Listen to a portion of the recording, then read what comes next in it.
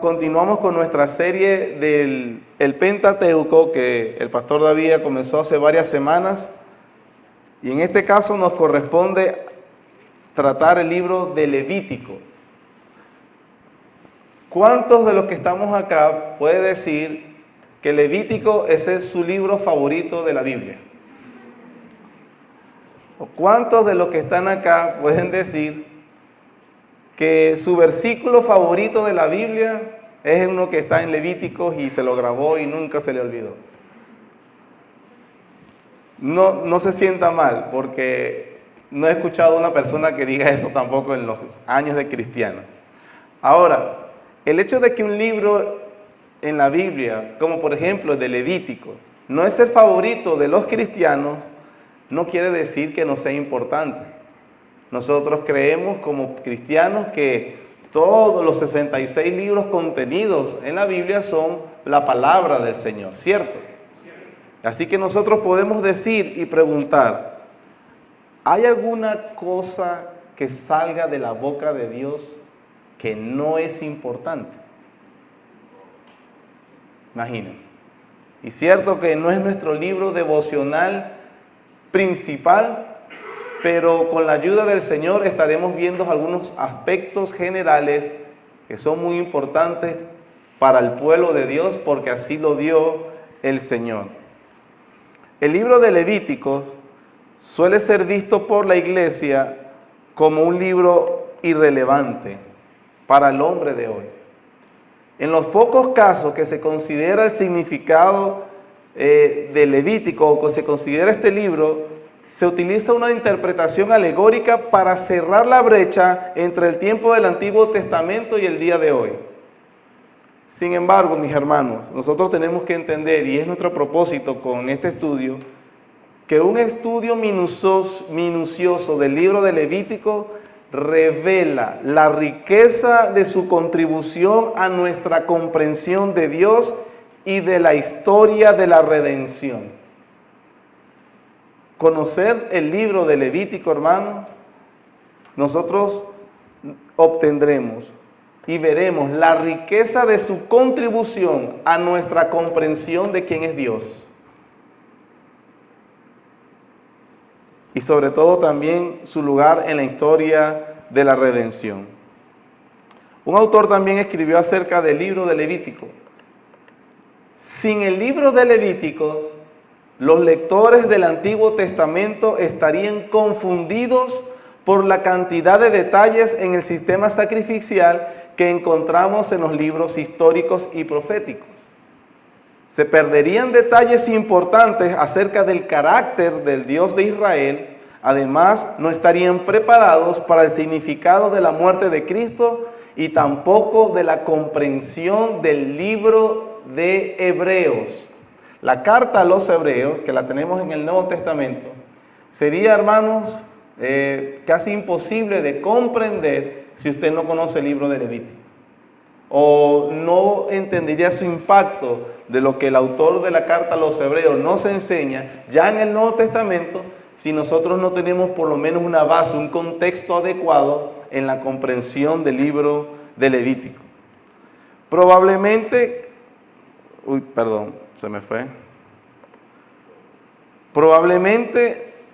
no se encuentra la poesía sapiensal que encontramos en los Salmos o los Proverbios, y por eso no es el libro favorito para consultar.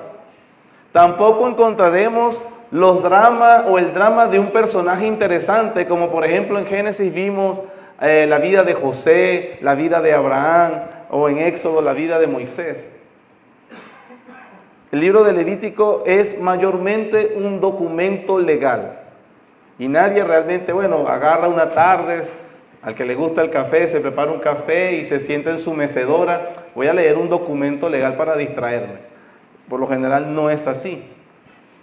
Sin embargo, miren esta ráfaga general del uso del libro de Levítico en el Nuevo Testamento. Por ejemplo, Pablo utiliza este libro para corregir un problema en una iglesia en Europa, que es la iglesia de Corinto. Corinto es Grecia, Europa, que en su mayoría, o por lo menos no en su totalidad, no eran judíos. Los cristianos de la iglesia de Corinto, allá en Europa, muchísimos años después, Pablo basa su argumento para corregir el problema de inmoralidad ya usando el libro de Levítico. Así que de esta manera vemos su importancia y trascendencia para el cristiano hoy. Como les dije hace un momento, la tesis de la epístola de los Hebreos prácticamente quedaría sin comprensión, porque toda la tesis del escritor de Hebreos se basa en lo que enseña también o enseñaba el libro de Levítico. Por ejemplo, por el libro de Levítico comprenderíamos el suceso o el episodio de Hechos capítulo 10, cuando el Señor le da una visión a Pedro, al apóstol, y le dice: Pedro, mata y come. Y Pedro se rehúsa a hacerlo, imagínense, se rehúsa a hacerlo en una visión hablando con el Señor. Bueno, si usted no comprende el libro de Levítico, entonces probablemente no comprende ese episodio en Hechos capítulo 10, esa conversación de Pedro con el Señor Jesús, y mucho menos la enseñanza en cuanto a que por qué Pedro se rehusaba entrar a la casa de Cornelio.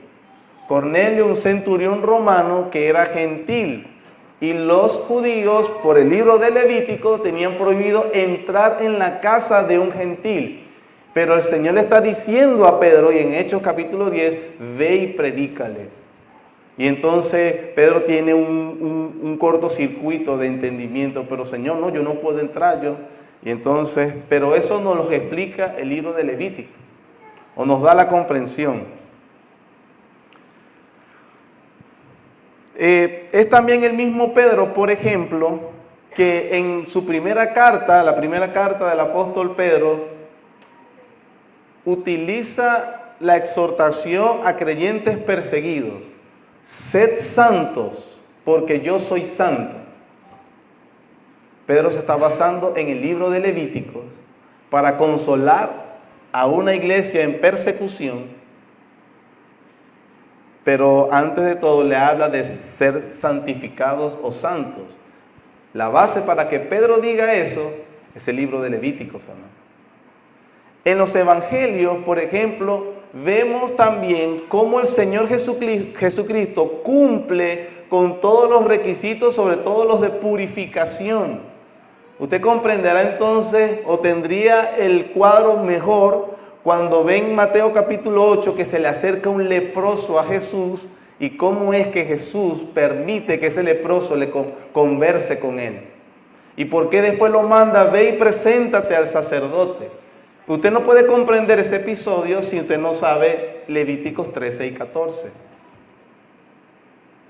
Y muchas otras cosas del Nuevo Testamento, usted y yo no podríamos comprender si entonces no tenemos por lo menos una visión general de cuál es el libro de Levítico. Con esa muy breve y general introducción, espero por lo menos haberle puesto el interés de que es necesario comprender el libro de Levítico, el tercer libro del Pentateuco. Sin más preámbulo, entonces vamos al panorama de Levítico. Su tema, el tema del libro de Levítico, es cómo el pueblo pecador puede ser justificado delante de un Dios santo. Ese es el tema general del libro de Levítico. ¿Cómo es que un pueblo pecador puede realmente justificarse delante de un Dios que es totalmente santo? Por cierto, hermanos, que en el Nuevo Testamento se nos enseña que somos justificados por Jesucristo. Entonces, si partimos de eso, podemos decir que el libro de Levítico es una sombra del Señor Jesucristo. Otro argumento más para el estudio del libro de Levítico, ¿sí? Nosotros vemos también, vamos a ver en este libro, que el libro de Levítico es un libro muy, hermanos, pero muy sobrio. Es muy serio. Se habla de muerte y de sangre por todas sus páginas. Todas. Del juicio de Dios, de la santidad de Dios, de la sobriedad que deben tener los adoradores de Dios. Hermanos, quiero decirles que para mí fue una bendición estudiarlo porque nos ubica. Nos habla de la santidad con la que el pueblo se le demanda vivir, porque de otra manera no tienen acceso a Dios. Es Hebreos capítulo 2, hermanos, que dice que sin santidad nadie verá al Señor. Se basa en Levítico, por cierto. Bueno, ya lo he estado diciendo. Nos habla también de la santidad y la sobriedad, escuche bien, de la liturgia para acercarse a Dios. Nos habla de la sobriedad, la santidad de la liturgia para acercarse a Dios. No solamente el Dios bondadoso y clemente hace una condescendencia de permitirle a los humanos caídos que se acerquen, sino que le dice los medios, los métodos y las únicas cosas que le serán aceptables. Es decir, no puede ofrecer otra cosa que no es lo que Dios le haya pedido. Si lo hace, acarrea juicio. Entonces, muy sobrio en cuanto a la liturgia. Y si cuando me refiero a liturgia, alguno de alguna manera desconoce la pregunta, me refiero al culto. ¿Y qué hacemos nosotros el día domingo en este salón, este auditorio? Un culto a Dios. Está compuesto de una liturgia. Bueno, entender el libro de Levítico nos ayuda a comprender, a tener cuidado cómo hacemos un culto a Dios, cómo le es un culto aceptable. El bosquejo es sencillo. Algunos lo pueden dividir, o algunos lo dividen en dos partes generales, como lo más general posible. Capítulos del 1 al 16, como un hombre se relaciona con Dios. Capítulos 17 al 27, cómo nos relacionamos, cómo debemos relacionarnos los hombres unos a otros. Así es una división, usted encontrará algunos textos, algunas personas que le dividirán de esa manera. No está mal, pero es bastante general. Permítame darle 5 divisiones, 5 puntos, y los trataremos rapidito en esta hora, de cómo la comprensión para el libro de Levítico. El primer punto es que se nos habla de un sistema sacrificial. Capítulos 1 al 7. Capítulos 1 al 7, ahí lo que se da una serie de instrucciones detalladas, cuáles son los sacrificios con que se debía llegar al tabernáculo cuando no estaba construido el templo, y luego obviamente después en el templo. Esos son, usted va a ver que habían unos sacrificios que eran bueyes, otros eran corderos, otros eran palominos. Y eso es interesante, mis hermanos. Nada más le voy a dar 2 ejemplos de detalles que a uno se les escapa si uno no conoce esta división que se hace en estos 7 capítulos. Por ejemplo, el capítulo 1 de Levítico.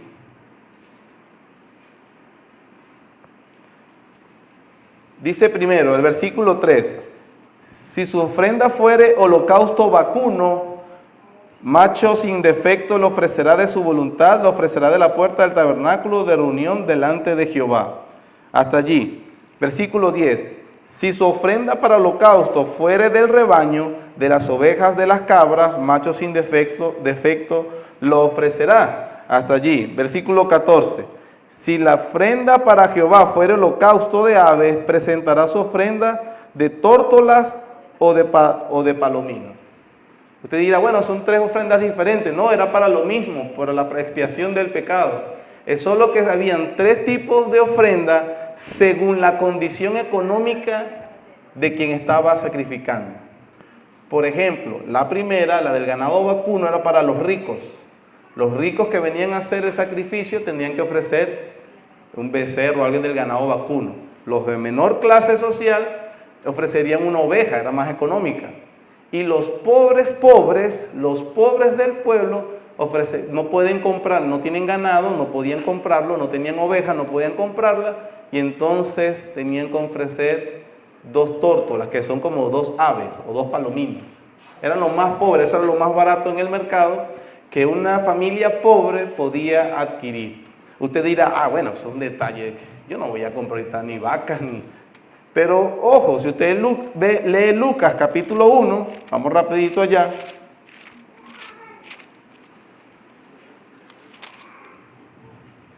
Dije capítulo 1, es capítulo 2. Lucas capítulo 2. Lucas capítulo 2, versículo 21. Está hablando del nacimiento del Señor Jesús cuando se cumplieron sus 8 días.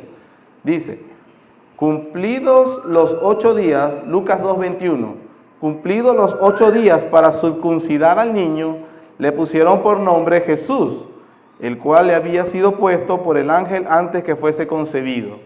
Y cuando se cumplieron los días de la purificación de ellos, conforme a la ley de Moisés, le trajeron a Jerusalén para presentarle al Señor.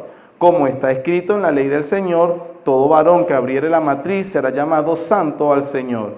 Y para ofrecer conforme a lo que se dice en la ley del Señor, ¿qué?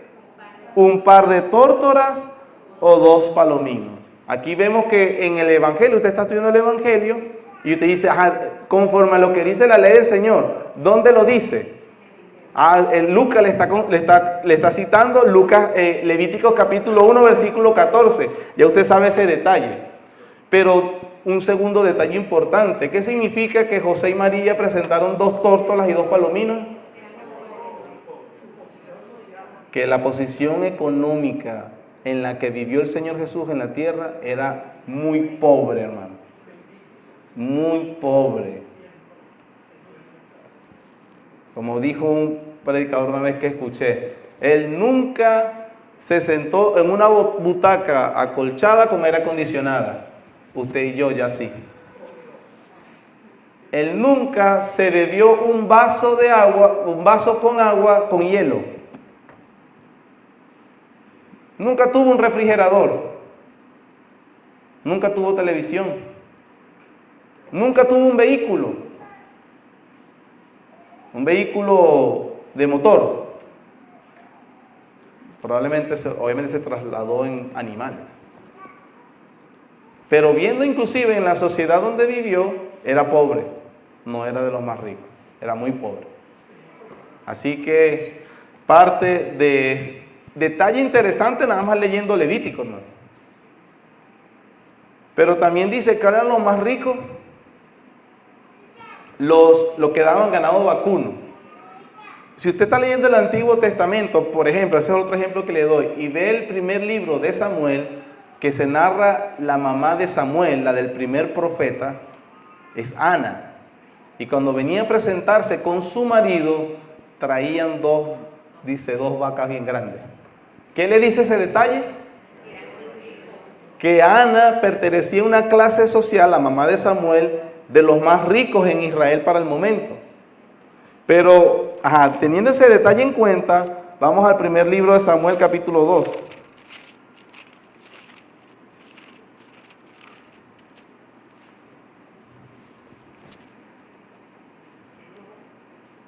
Capítulo 2.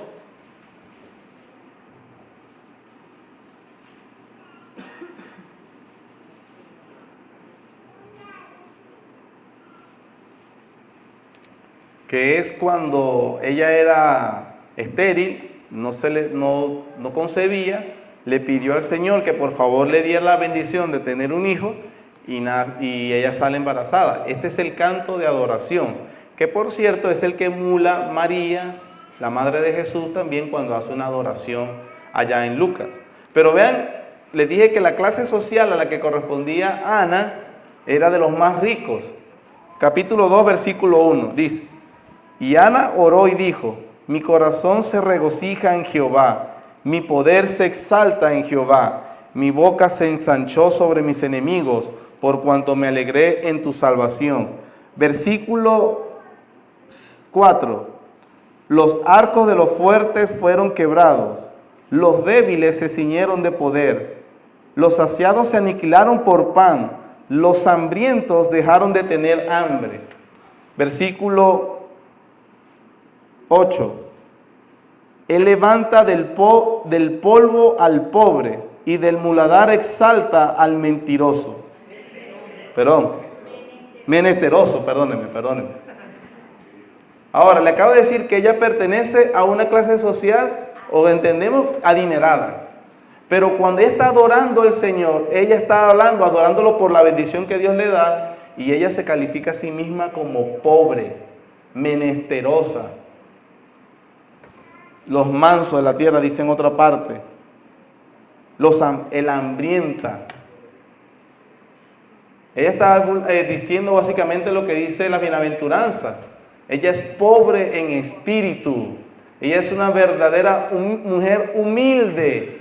Y lo que nos dice que en el Antiguo Testamento o en las Escrituras, la humildad no tiene que ver con la condición social. Porque aquí tenemos una mujer muy rica, pero que realmente era muy humilde.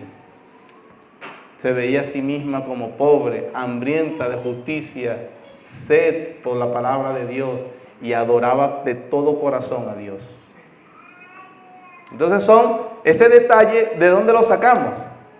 De Levítico, hermano. Vean lo interesante, y así muchos más, pero hay que seguir adelante. Y el tiempo siguió adelante y yo no seguí adelante. Sistema sacrificial, capítulos 1 al 7. Capítulos 8 al 10 se nos habla de un sistema sacerdotal. Si había un sistema de sacrificio definido para traer en adoración, también había definido quiénes podían ejercer o hacer ese sacrificio. No podía venir cualquiera a hacer sacrificio. Por eso, otro detalle, 1 Samuel 15, cuando Saúl hace el sacrificio, eres un loco, Dios te ha desechado. Eso lo aprendes en el capítulo 8 y 10 del libro de Levítico. Y Saúl lo sabía en teoría, porque eso estaba en la ley de Moisés y ellos tenían que ser instruidos en la ley de Moisés, los reyes. El tercer punto es un sistema de clasificación del mundo santo. Usted va a ver que hay comidas inmundas y comidas santas. Hay animales inmundos, animales santos. Hay utensilios inmundos, utensilios santos. Es una clasificación que se da también sobre todo el capítulo 10 al 15. Un tema neurálgico para también la fe cristiana, que lo hacían los judíos. Hoy en día se llama el Yom Kippur, que es el día anual de la expiación, capítulo 16. Una vez al año, el sumo sacerdote hacía sacrificio por el pecado del pueblo de Israel. Si usted lee el capítulo 16 de Levítico, usted va a notar, le paso el dato para que después lo examine, que toda esa expiación era solo por los hijos de Israel, no era por todo el mundo. Detalle importante para comprender luego entonces el sacrificio del Señor Jesucristo y su expiación, por quién lo hizo. Y en último lugar, el quinto capítulo es la sección más grande, la quinta división, un sistema ético, desde el 17 al 27, capítulo 17 al 27, aquí se le dan normas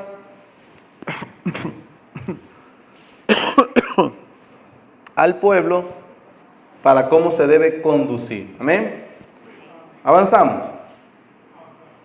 Sistema sacrificial, el capítulo 1 al 7, habían 3 tipos de sacrificios. Había para el individuo, había también para la congregación, los sacrificios del individuo, los sacrificios de la congregación, y también sacrificios para el sacerdote. A pesar de que eran sacerdotes, y se les llama santos también en el libro de Levítico, estos hombres debían hacer sacrificios para expiar sus propios pecados. Algo muy interesante que nos habla, por ejemplo, en el libro de Hebreos, de que Jesús, Él no ofreció sacrificios por sí mismo, sino que por su pueblo. Pero ojo, Él fue el sumo sacerdote, Él es el sacerdote más grande que el sumo sacerdote, y también no entró con sangre de machos cabríos ni grosura de carnero, sino que Él mismo fue el sacrificio. Glorioso nuestro Señor. Todo este sistema de sacrificio tenía la intención de dar la imagen, sobre todo, vamos a Levítico capítulo 4. Levítico capítulo 4, versículo 20. Y hará de aquel becerro como hizo con el becerro de la expiación, lo mismo hará de él, así hará el sacerdote expiación por ellos. ¿Y qué, hermano? ¿Obtendrá qué? Obtendrá perdón. Versículo 26 del mismo capítulo. Y quemará toda su grosura sobre el altar, y como la grosura del sacrificio de paz, así el sacerdote hará por él la expiación de su pecado y tendrá...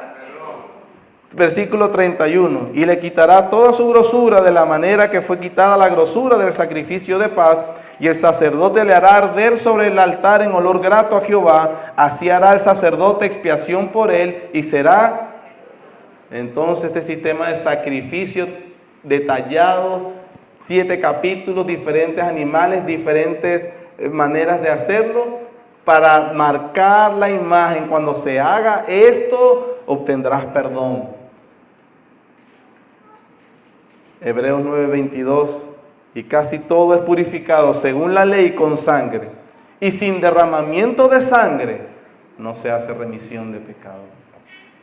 Es necesario entonces el derramamiento de la sangre para poder tener perdón. El sistema de sacrificio daba la base para acercarse a Dios con seguridad. Es interesante que este sistema de sacrificio impuesto en la ley de Levítico no daban inicio a una relación con Dios. Ellos ya la tenían, sino que era un acto de obediencia y fe para seguir como el pueblo del pacto, el cual Dios se había acercado a ellos. Entonces, los judíos piadosos debían ser muy cuidadosos con este sistema sacrificial. De lo contrario, no tendrían el perdón de sus pecados.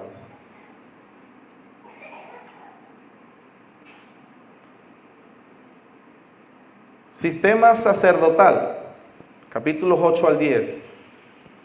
En este capítulo se habla de la consagración de los sacerdotes. Se habla también en la explicación detallada de cómo ofrecer los sacrificios mencionados en los capítulos 1 al 7. Es una instrucción para los levitas. El libro de Levítico básicamente es una instrucción para el levita como el manual de uso, para saber cómo era su trabajo. Pero también la consagración de los sacerdotes no era algo sencillo, hermano. Inclusive la consagración del sacerdote, una vez que la hicieran, debían permanecer 7 días en la puerta del tabernáculo. Y le dice el Señor, terminando el capítulo 9, no salgas para que no mueras. Era un privilegio enorme para los levitas servir en la casa de Dios. Ustedes entenderán que a la tribu de Leví no se le dio ninguna tierra para que ni la produjeran ni que hicieran la subsistencia. No, la heredad de ellos, la heredad de todas las tribus fueron sus tierras. La heredad de los levitas fue: yo soy su heredad, dijo el Señor, ustedes me van a servir de continuo en mi casa. Pero ese enorme privilegio también tenía responsabilidades. Y ahorita vamos a ver una de esas. También se nos narra el tema de Nadab y Abiú. Vamos a Levíticos capítulo 9.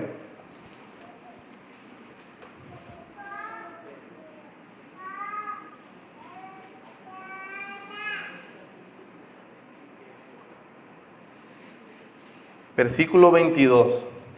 Después alzó Aarón sus manos hacia el pueblo y lo bendijo. Y después de hacer la expiación, el holocausto y el sacrificio de paz, descendió. Y entraron Moisés y Aarón en el tabernáculo de reunión, y salieron y bendijeron al pueblo, y la gloria de Jehová se apareció a todo el pueblo. Y salió fuego de delante de Jehová, y consumió el holocausto con las grosuras sobre el altar. Y viéndolo todo el pueblo, alabaron. ¿Y qué, hermanos? Alabar, según el libro de Levítico, era postrarse sobre su rostro, es un acto de humillación. ¿Ante quién se arrodilla usted? Nosotros no nos arrodillamos ante las personas, porque es un acto de humillación. Y mucho menos el rostro en tierra significa inclusive la más baja humillación. Cuando el pueblo vio la presencia de Dios, se humilló. Y Moisés dice, eso es alabarlo. No es saltar, hermano. Le dije al principio que el libro de Levítico es un libro del culto y liturgio muy sobrio y muy solemne. Ellos no debían ponerse a brincar ni gritar. Me da mucha pena decir esto, pero no encuentro una imagen que crea que lo hayamos visto todo. ¿Usted ha visto cómo adoran los musulmanes en la Meca? Sí, arrodillados y yo digo que eso es un Dios falso. Yo digo eso. ¿Verdad? No sé quién está conmigo y también lo dice. Y los que dicen que entienden el Dios verdadero, no, hermano, mire, la insolencia con la que la gente se acerca a Dios, una cosa que Dios nunca le permitió a los hombres. Miren, por ejemplo, acaban de ver un acto de consagración, de felicidad, de adoración y de humillación. Capítulo 10, versículo 1. Nadab y Abiú, hijos de Aarón, tomaron cada uno su incensario y pusieron en ellos fuego, sobre el cual pusieron incienso y ofrecieron delante de Jehová fuego extraño, que él nunca les mandó. Salió fuego de delante de Jehová y los quemó, y murieron delante de Jehová. Entonces dijo Moisés a Aarón, esto es lo que habló Jehová, diciendo, en los que a mí se acercaren me santificaré, y en presencia del todo el pueblo seré glorificado. Y Aarón cayó. Probablemente vio a sus dos hijos mayores calcinándose. Mis hijos, ¿qué pasó? Pero ¡shh! Se calla, dijo Moisés. Dios se le debe adorar correctamente. El texto dice que ellos ofrecieron lo que no se le había mandado.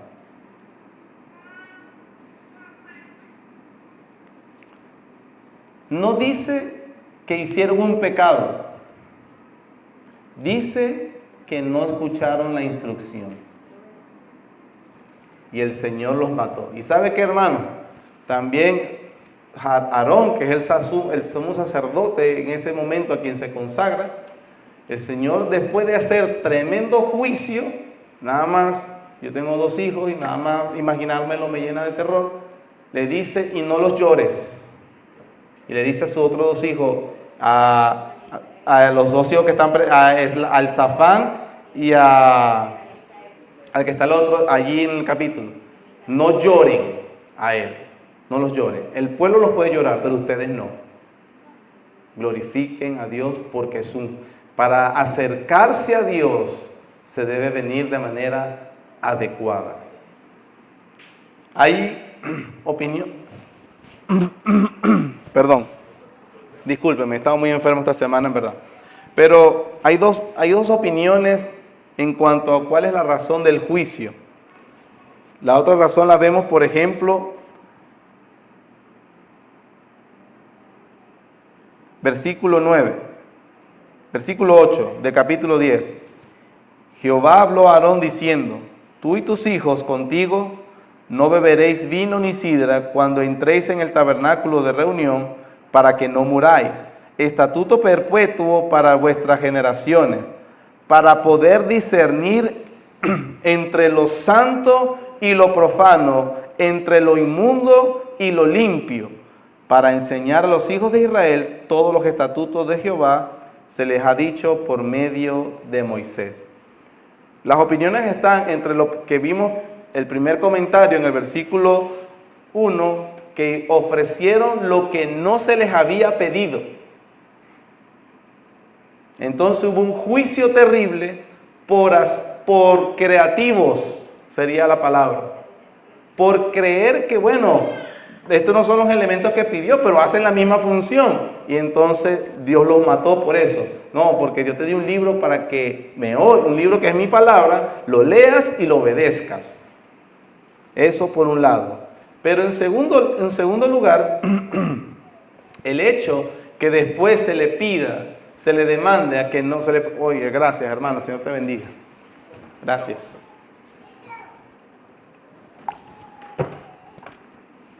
El punto es que se les prohíba luego beber vino o sidra porque el alcohol tiene la tendencia de... ¿Qué hace? Distender, desinhibe a las personas. Vamos a tomárnoslos con calma. Nubla el juicio recto. Y aparentemente ese fue el pecado de Nadab y Abiú. No discernieron entre lo limpio y lo no limpio, lo profano y lo santo. Y no hacer eso acarrea juicio delante de Dios. Por ejemplo, mis hermanos, la Biblia dice que el domingo es un día santo.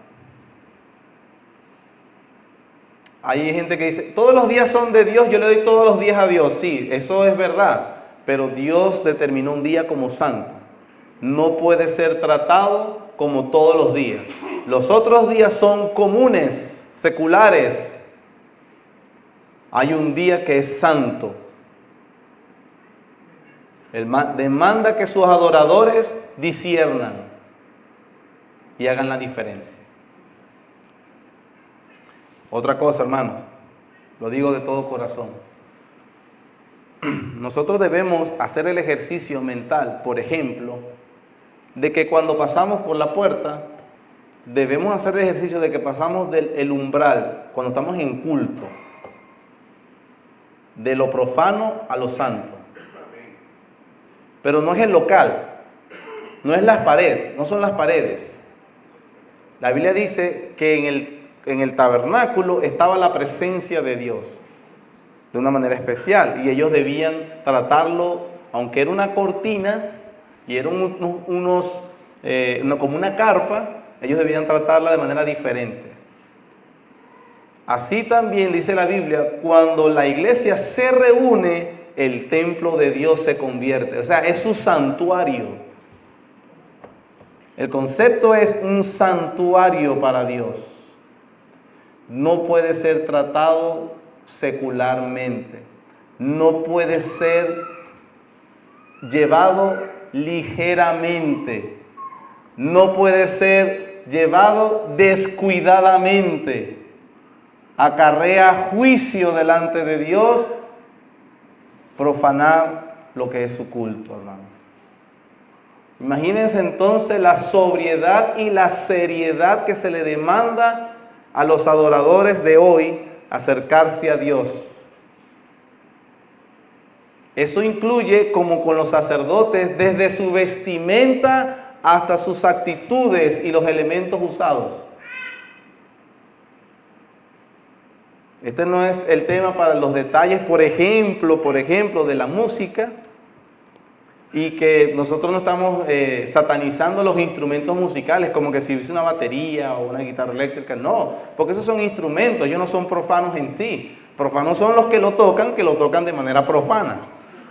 Pero cuando se haga música utilizando todos los instrumentos, eso lleva mucho dinero, y yo no estoy diciendo que la iglesia que lo tenga está mal, porque se pudieran tener, pero las personas que lo utilicen no pueden utilizarlo de la misma manera como se utiliza en el mundo secular. Debe haber una diferenciación entre profano, secular y santo.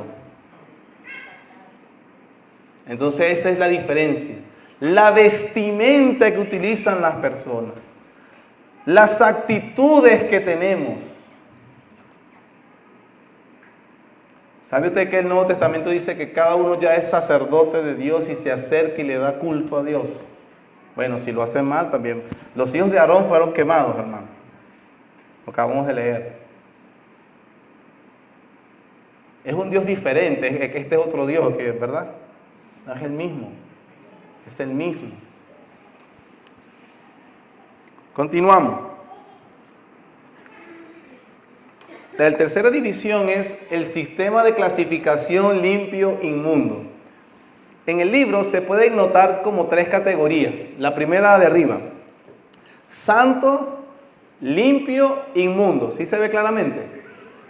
Entonces, por ejemplo, la segunda fila, el tabernáculo estaba en el centro del pueblo. Como era el lugar donde moraba la presencia de Dios, ese lugar era ¿qué? Santo. El tabernáculo era santo. Ahí moraba la presencia de Dios. Puesto que en el tabernáculo era santo y el pueblo estaba distribuido entre 3 alrededor del tabernáculo, ¿cierto? Como cercándolo, las diferentes tribus, 3, 3 y 3, por los 4 ángulos. Entonces, el tabernáculo era santo, el campamento, el pueblo, ¿era qué? Limpio. Ahora, lo que estaba fuera del campamento, ¿qué era? Inmundo. Santo, limpio, inmundo. También tenía que ver, por ejemplo, con el pueblo de los que participaban, con el pueblo o las personas. Ahí me equivoqué. Sí. En el lugar santo estaban los sacerdotes, los levitas. Ellos eran santos. Aquí en la última fila debe haber dicho sacerdotes, porque así se les denomina en estos capítulos. Los sacerdotes, los levitas eran santos. Por lo tanto, ellos ministraban a favor del pueblo. El pueblo de Israel era limpio. Los no israelitas, que eran inmundos. Y entonces usted empieza a saber o a entender por qué en el Nuevo Testamento los apóstoles no querían hablar con un no gentil. O también cuando una mujer sirofenicia se le acercó al mismo Señor Jesús pidiéndole un milagro o pidiéndole que la bendijera, y el Señor, la primera respuesta fue: no, el pan es para los hijos, no para los perrillos. Le está hablando en lenguaje levítico, hermano. Porque todo el que no fuera israelita era un inmundo. Así entonces se da esa triple clasificación. Inclusive en el mismo tabernáculo había el lugar santo, el lugar santísimo, que era donde estaba el arca y donde estaban las tablas de Moisés, la vara de Aarón que reverdeció y un pedazo del maná que les dio el Señor en el desierto. Había el lugar santo donde entraban una serie de clases de sacerdotes. Al lugar santísimo solo entraba el sumo sacerdote, no otro, una vez al año, y de fuera de ellos estaban el patio y lo demás. Entonces, toda esa progresión de ver las cosas, o esa diferenciación, santo, limpio e inmundos. La pureza era afectada por alimentos inmundos, capítulo 11. También por los flujos corporales, capítulo 15. Y también por enfermedades de la piel contagiosas. Se perdía También había un aspecto práctico. Cuando sale Israel de Egipto, hermano, salieron aproximadamente 2 millones de personas. Imagínense cómo es coordinar un viaje por el desierto de 2 millones de personas, y cada vez que se hacía cuando se hacía parada, ¿verdad? No era una parada de media hora, tenemos que entender, sino que entonces parar por unos días, ¿cómo entonces sería la salud en esas condiciones? Yo vivo en una casa, somos mi esposa, mis 2 hijos y yo, y hay que ver las bolsas que uno saca. No me quiero imaginar cómo sonían 2 millones. Sin cloacas, sin aguas limpias, aguas negras, bueno, todo eso. También había un aspecto práctico de enseñarle a estas personas nuevas normas de vida, de higiene, que obviamente no tendrían. ¿Por qué ese énfasis de clasificarlo limpio e inmundo? Bueno, un autor dio dos razones principales. Dijo, porque Dios no era indiferente con nada dentro del pueblo. Les decía inclusive todos los aspectos de su vida, cómo usar el dinero, cómo usar el tiempo de ocio, cómo se debían casar, cómo se llevaba la intimidad sexual, qué estaba prohibido, qué no debían imitar. Todo, hermano, todo. Ese es el Señor. Si usted cree que hay áreas que no puede darle al Señor o no pueden ser, la palabra sería, bueno, ahorita se me olvidó, pero que no pueden ser de acceso a la palabra del Señor, usted no se puede decir que es un cristiano, porque Dios dijo todo, es el Señor de todo. Dios también tiene mucho cuidado con lo referente a su adoración. No debían hacerlo como las naciones paganas a su alrededor. Eso es una de las razones también. Y el sistema sacerdotal, por cierto, que vimos en el punto anterior, era para que a nadie se le ocurriera que el asunto de adorar a Dios era un acercamiento individual o personal.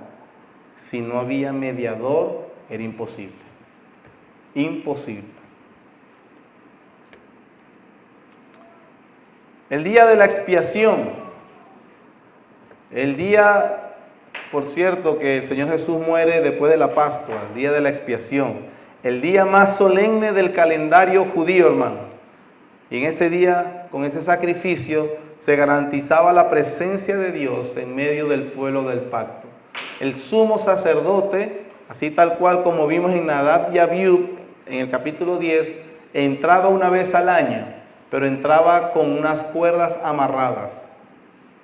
Y algunos dicen que se les ponían como una especie de campanitas en sus ropas sacerdotales para que sonaran mientras caminaba, o sea, que decía que estaba vivo. Si de repente dejaba de sonar, jálenlo porque se murió. El Señor se lo llevó. ¿Quién quiere ser sumo sacerdote? Imaginan los otros hermanos de Nadab y Abiú cuando sus dos hermanos murieron, ahora les toca a ustedes darle incienso. Oh, Dios mío. Así, hermano. Hebreos capítulo 9, versículos 11 al 15.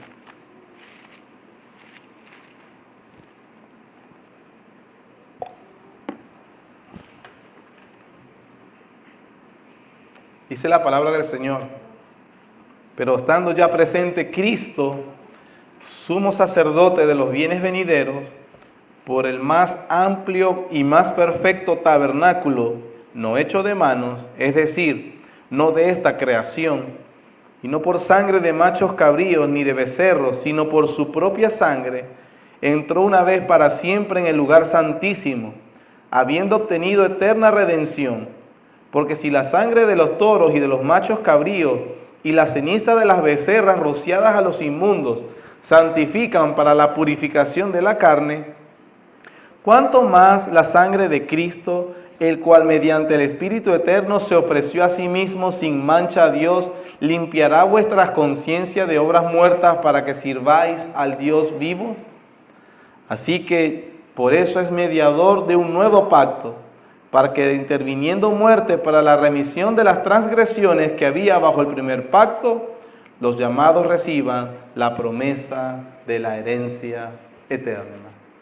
Lo que garantiza las bendiciones de Dios a su pueblo, el sacrificio sustitutivo de Jesucristo por ellos.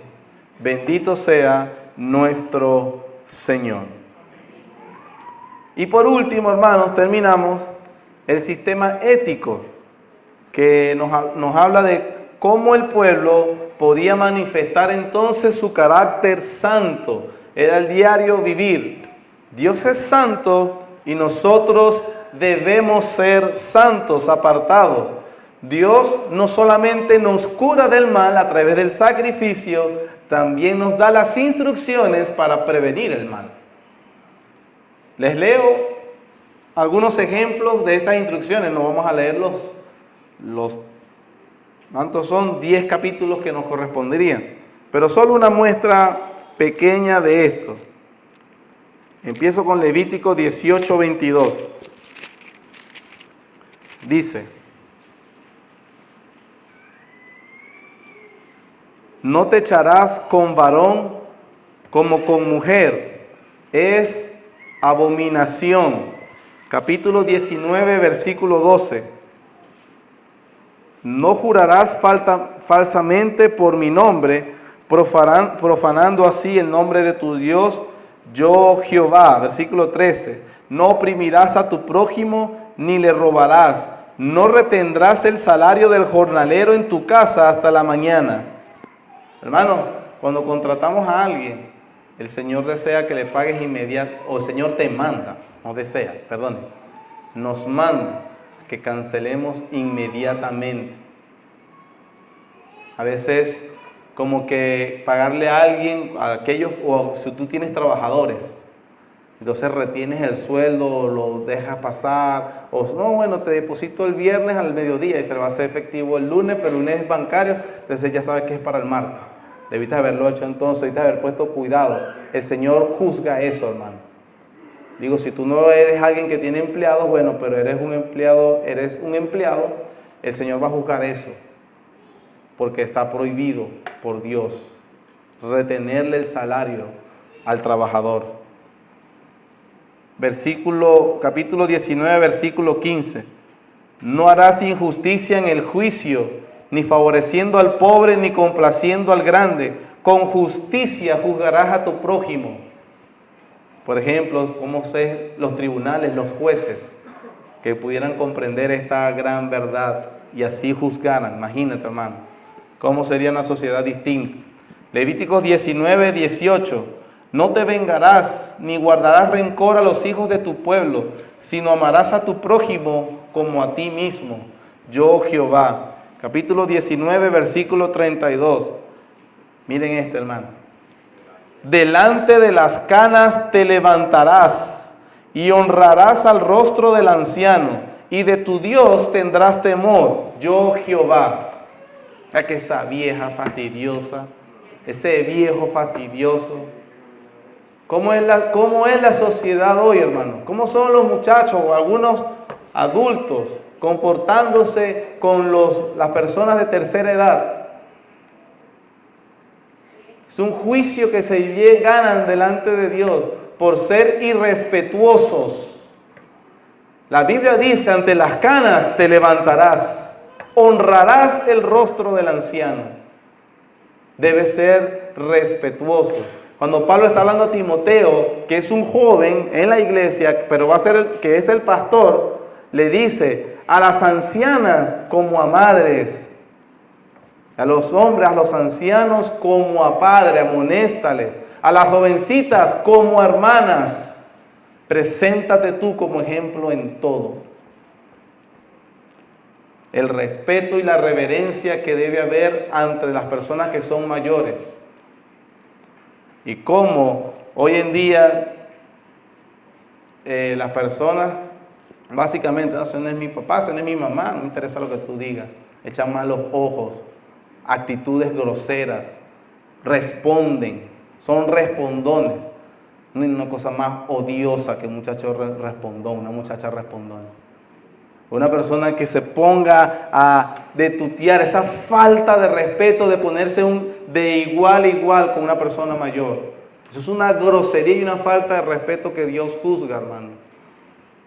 No debe ser así. Levíticos 19, capítulo 20, versículo 9. Todo hombre que maldijere a su padre o a su madre, de cierto morirá. A su padre o a su madre maldijo, su sangre será sobre él. Y maldecir no es decirle, maldito seas. No, eso es maldecirlo, pero maldecir es también ponerlo en mal, hermano.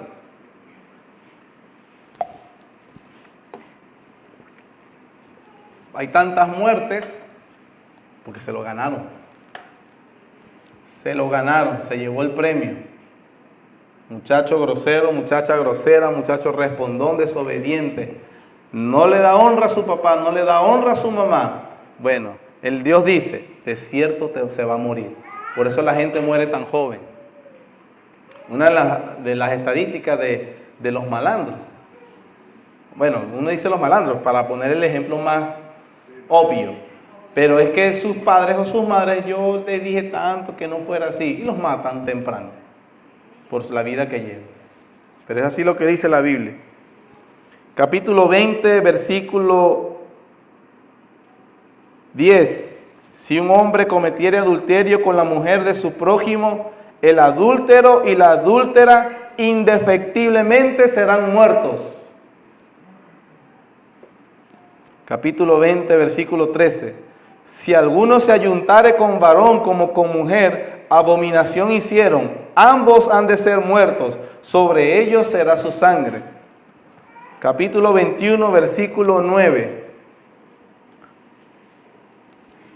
Y la hija del sacerdote, si comenzare a fornicar, la idea es prostituirse, a su padre deshonra, quemada será en el fuego.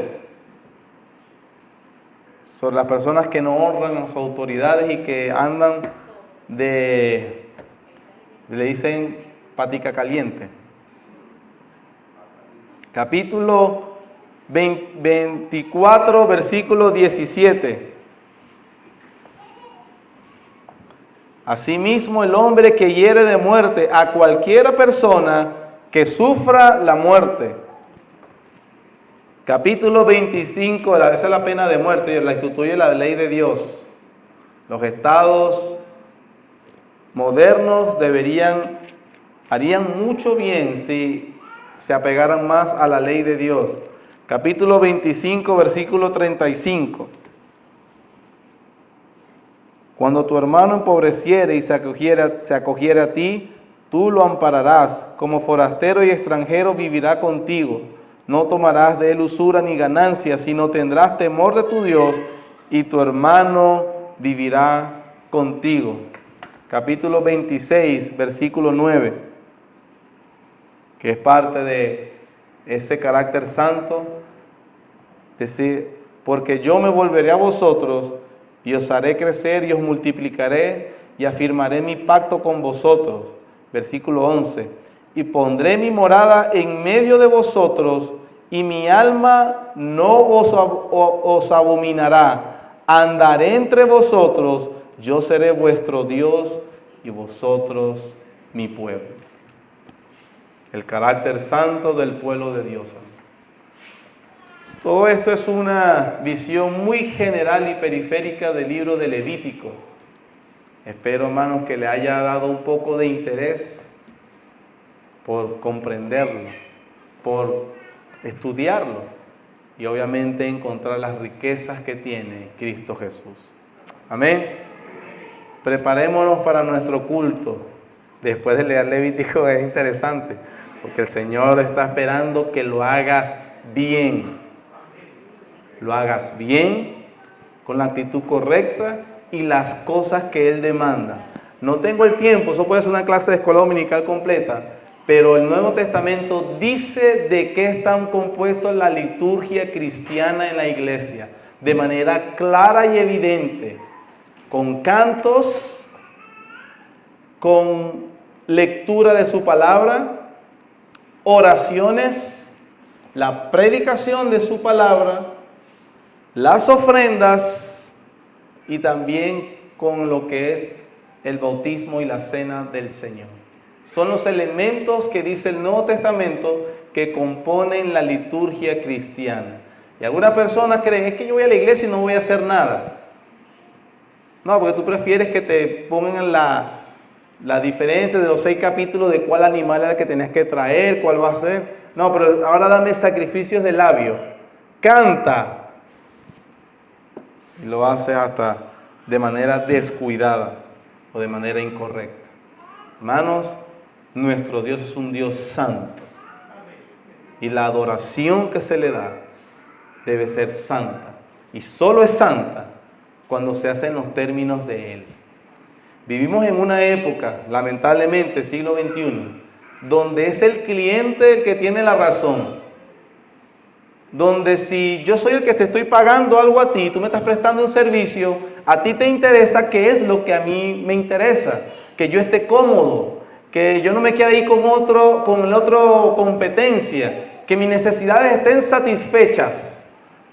Esa idea malvada se introdujo en algunas iglesias, o entre comillas llamadas iglesias de hoy. Pero el libro de Levítico nos recuerda que, ya va, tú no eres ningún cliente de Dios, que es el Dios al que se le rinde culto.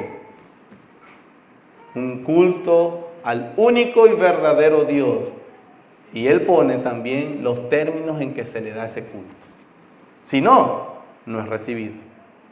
Por más buenas intenciones que tengan, por más ingenuidad que había, inocencia,